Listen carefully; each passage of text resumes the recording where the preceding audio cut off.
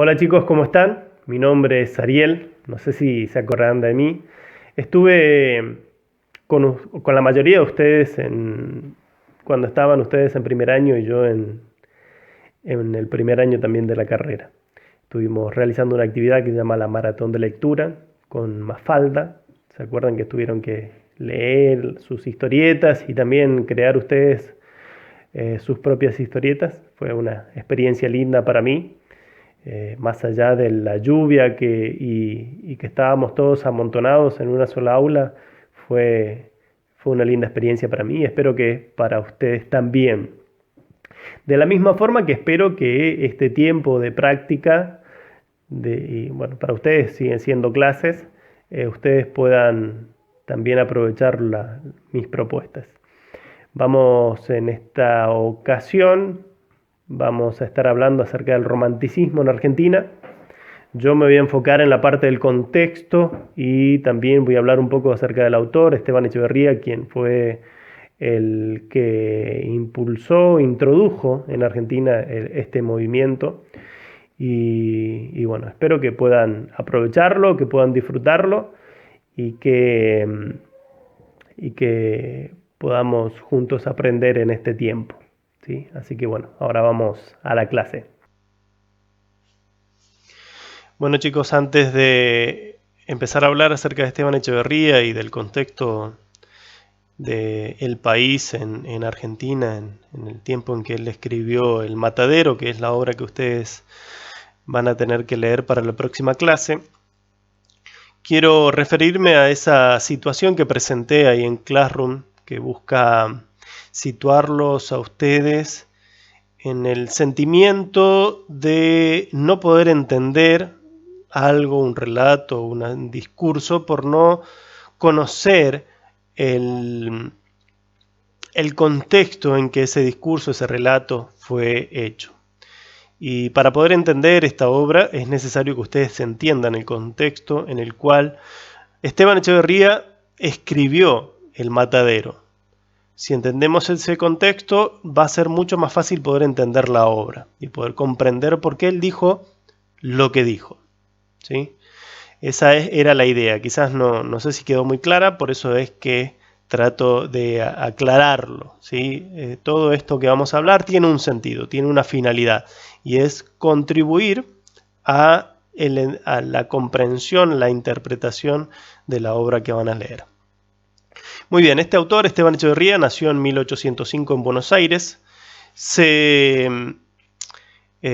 formó en el Colegio de Ciencias Morales, que era un colegio que empezó a iniciarse, empezó a trabajar, o sea, a trabajar en la educación durante el gobierno de Bernardino Rivadavia. Rivadavia fue una persona que, si bien tenía sus cosas como unitario y que defendía más a Buenos Aires que al resto del país, hizo mucho para el progreso, para la educación y para el progreso del país. Tomó muchas decisiones muy importantes y una de esas fue crear el Colegio de Ciencias Morales. Otras de esas propuestas que él tuvo en la educación fue enviar a los estudiantes destacados de ese Colegio de Ciencias Morales a estudiar a Europa, ¿sí? Obviamente Esteban Echeverría estudió acá, estudió en este colegio y fue destacado en sus estudios. Y ahí fue a estudiar a París, ¿sí? Ahí está la Torre Eiffel representando eso. En el año 1826 fue que él viajó a París para poder estudiar en esta ciudad que representaba en ese tiempo y sigue representando hoy la cuna del pensamiento, de la filosofía, de los tiempos, ¿sí?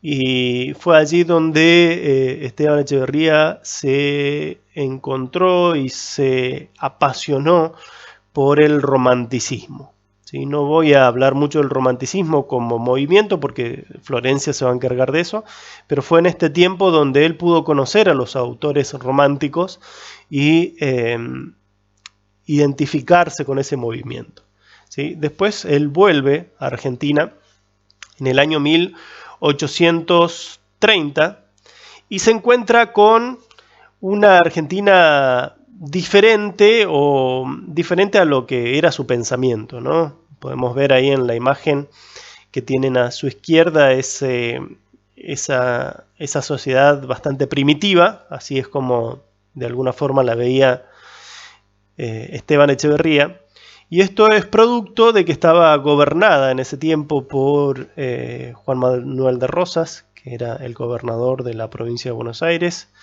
y quien había tomado decisiones bastante distintas a la visión liberal y progresista que Echeverría adquirió en Europa. ¿Sí? Él tenía todas esas ilusiones, esos anhelos y esos sentimientos a flor de piel, como todo romántico, ¿sí? que expresa todo aquello que siente.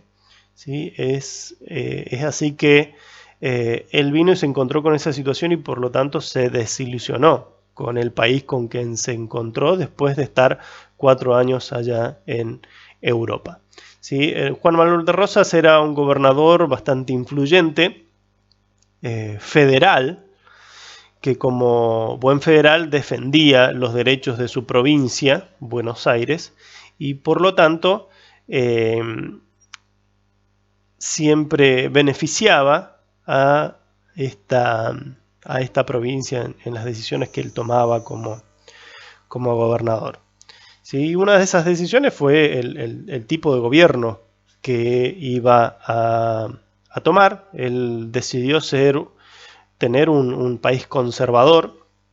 Esto significa que ya no es tan progresista como anhelaba Rivadavia, sino que él decidió quedarse en su comodidad de ser un país agroexportador y de poder también beneficiarse con eso, obviamente, porque Rosas era el dueño de la mayoría de las tierras de Buenos Aires, era el dueño de los mataderos, donde obviamente se producía la carne, y era dueño también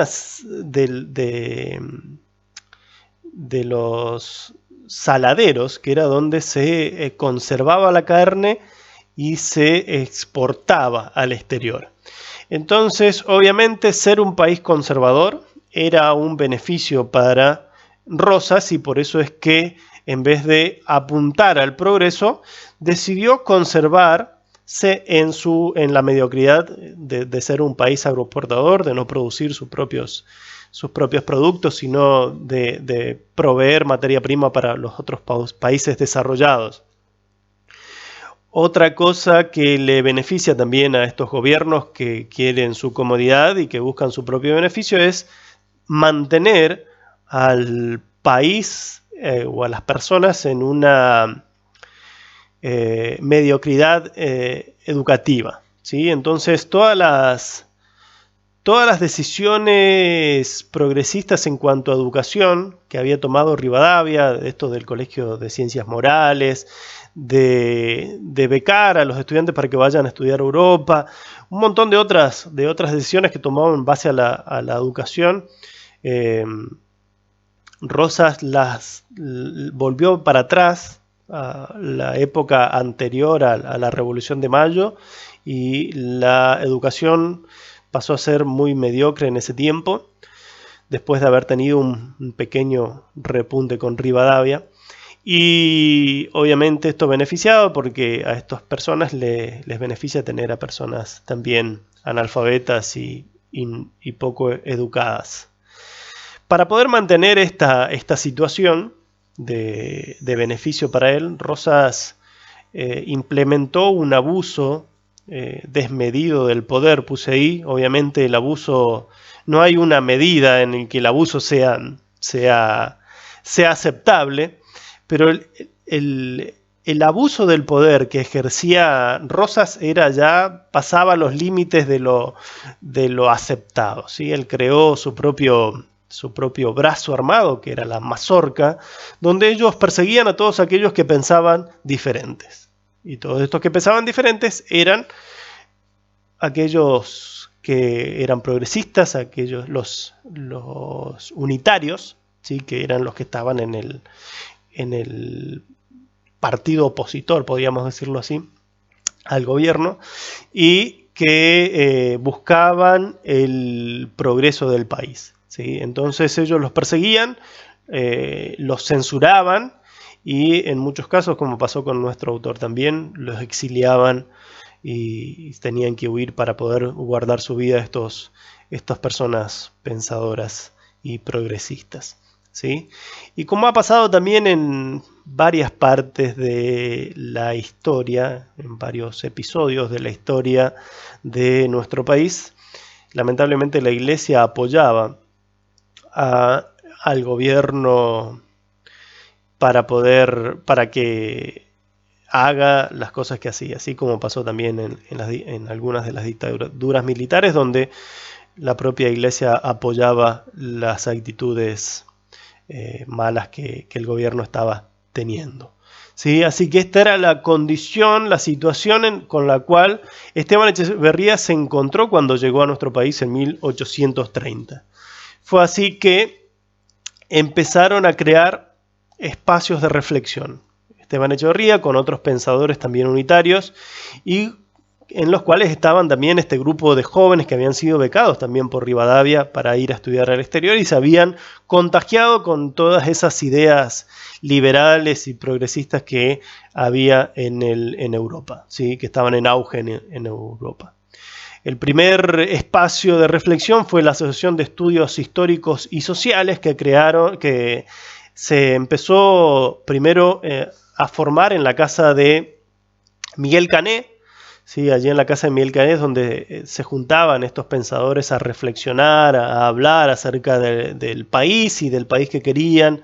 Ellos también leían literatura de europea y también hacían traducciones de esa literatura, ¿sí? Así después se creó el Salón Literario en la librería de Sastre,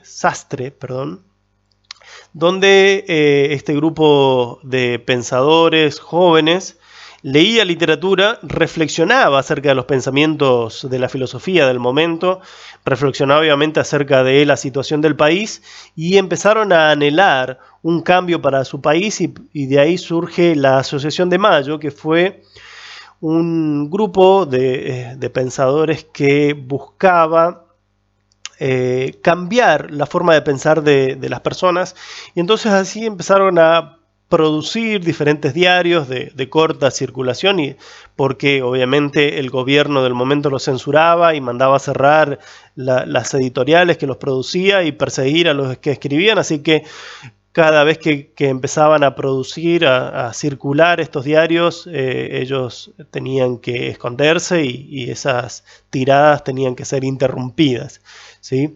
Pero esto es lo que buscaban, poder hacer pensar o ver una perspectiva diferente de lo que podía llegar a ser el país, ¿sí?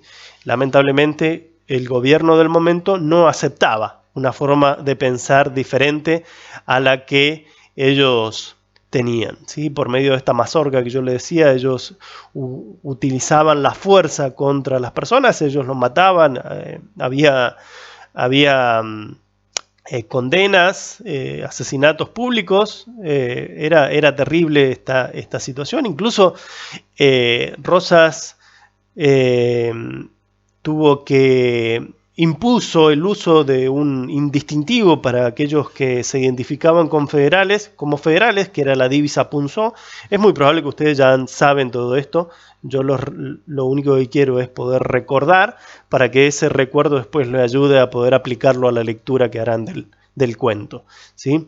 La divisa punzó era un distintivo de color rojo que usaban para poder identificarse como federales. Aquellos que no lo usaban eran opositores y por lo tanto perseguidos por el gobierno del momento, ¿sí? Muy bien, de este grupo de pensadores que se reunían en ese salón literario surgió lo que hoy es conocido como la generación del 37, ¿sí? Y a mí me parece muy, muy lindo poder pensar en esto, ¿no? De que este grupo de jóvenes, porque la mayoría no eran de mucha edad, se reunían para leer literatura, para pensar en el momento y para crear una forma de pensamiento, ¿sí? Cosa que después los llevó a ser recordados, y hoy nosotros los recordamos como la generación del 37. Ellos realizaron diferentes publicaciones, crearon diarios, como ya les decía, y lucharon con sus ideas contra la tiranía del gobierno, ¿sí? Por medio de sus ideas, ya que no tenían la fuerza, el poder militar para poder enfrentarse, ellos utilizaban sus ideas, su pensamiento, su intelecto para poder luchar contra esto. Y utilizaban la literatura para poder expresar sus ideas, ¿sí? Como ha pasado también a lo largo de toda la historia en Argentina, donde los poetas, los escritores han utilizado su literatura para decir de una forma diferente aquello que no le dejan decir directamente, ¿no? Y en esta obra que van a leer, en el cuento El Matadero, ustedes van a ver fuertemente reflejado estas ideas de Echeverría en relación a la oposición que él tenía contra el gobierno de Juan Manuel de Rosas. Los personajes más sobresalientes que surgieron de este grupo, hubieron más, pero entre ellos estaba Juan Bautista Alberdi. Estoy hablando de los más renombrados, de los que produjeron literatura que después fue leída y reproducida y editada varias veces. Juan María Gutiérrez, que era un amigo íntimo de Esteban Echeverría, y Domingo Faustino Sarmiento, que él no perteneció, no formó parte de este salón literario, pero sí fue contado dentro de este grupo de pensadores por sus ideas también opositoras y por sus ideas revolucionarias en ese tiempo, ¿sí? Él estaba en San Juan y el resto de estas personas estaban en Buenos Aires, y por eso podían reunirse en ese salón literario, y Sarmiento obviamente no lo podía hacer. Todos estos personajes, producto de todas esas publicaciones que hicieron y de pensar diferente, fueron obligados al exilio, a exiliarse en los países vecinos, ¿sí? Esteban Echeverría, Juan María Gutiérrez, tuvieron que ir a Uruguay, a Montevideo, y Sarmiento se tuvo que exiliar en Chile, y es allí donde Esteban Echeverría murió muy joven, a los 46 años, de una enfermedad en Montevideo, ¿sí? Y esta es la situación que se estaba viviendo en ese momento. Hay muchos otros datos que ustedes van a ir descubriendo en la lectura del libro, ¿sí? Van a hablar acerca de una libertadora, de una reformadora que también está obviamente también relacionada con Rosas. Y bueno, pero todos estos datos que yo estuve dando son cosas que le van a ayudar a poder entender esta obra de una forma mejor. Espero que le ayude esto que le estuve contando. Les animo a que si hay algo que no se entendió puedan hacer un comentario en este video. Utilicé el canal de YouTube para que ustedes puedan tener la oportunidad de poder comentar. No quiero que se suscriban, si quieren hacerlo lo pueden hacer, pero no quiero que, mi idea no es que ustedes se suscriban, que le hagan clic a la campanita, ni que le den like a mis videos, porque obviamente ustedes van a encontrar que está ese solo video. No lo uso para promocionarme ni nada por el estilo, sino porque creo que es una herramienta más ágil para poder comentar y yo poder responder a cada uno de sus comentarios, y que esos comentarios también puedan servir para cada uno de sus compañeros que los lean, ¿sí?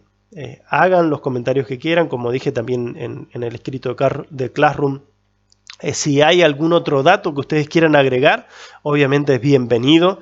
Yo estoy tratando de no extenderme demasiado para que no sea tan difícil cargarlo y ustedes no se aburran tanto, pero sería muy bueno que ustedes puedan compartir sus opiniones, sus conocimientos con nosotros y con el resto de sus compañeros. Vamos a edificarnos mucho con eso que ustedes compartan. Así que bueno, hasta la próxima. Nos vemos la semana que viene en la próxima clase.